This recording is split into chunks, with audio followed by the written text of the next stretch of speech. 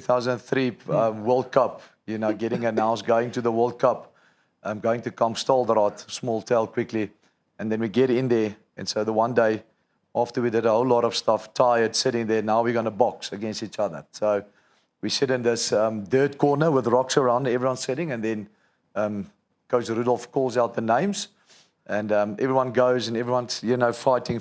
As it gets less and less, I'm having a look around. And Mosi, you 20 years older I'm than 20 years old, yeah. I'm 20 years old, and I'm seeing, yes, I wasn't small.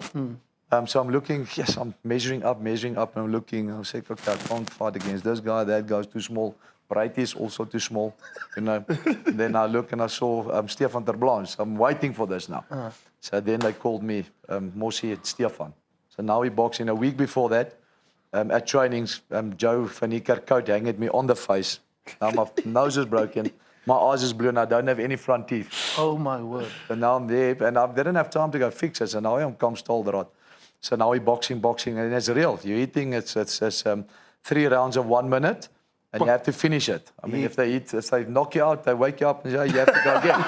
There's no getting out of it. No HIA, no getting out of it. You know, we had our doctor was Uli Schmid. So he was like, Boetie, kom. Jy moet op. So in the last second, we're fighting for the last second. Stefan hits me on the nose, straight on the nose. So now my eyes are watering, and I'm looking around. I'm like, thank goodness. But tough guy. After that, you know, everything that we did. Also one of the senior guys, you know. Good guy to be around. Always picked the guys up and said, come guys, we're going. Tough guy. Sure. Never said, listen, we're not going to do that. We are going to do it. Come, we have to go. So, yeah, really good guy to chat around those times.